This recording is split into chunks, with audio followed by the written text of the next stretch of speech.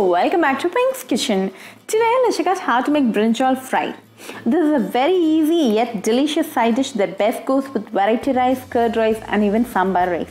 So let's quickly check out the ingredients and get started.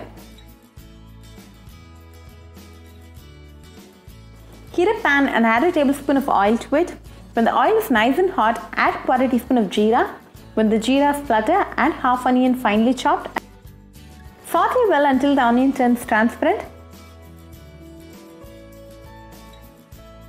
Now go ahead and add 4 brinjals cut into slices.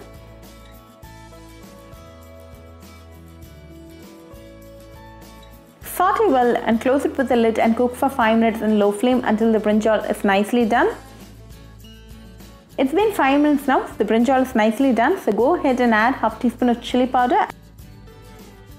Saute well until the raw flavor of the spices goes off.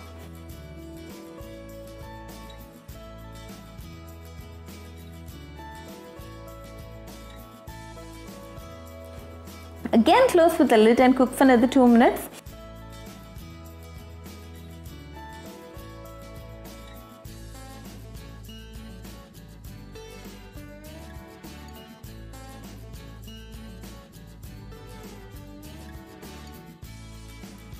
Now our brinjal fry is ready. Serve it nice and hot with chapati or any variety rice. Very easy and delicious recipe. So do try this recipe at your home and write back to me your feedback. I'll meet you all with another interesting recipe. Until then, bye friends.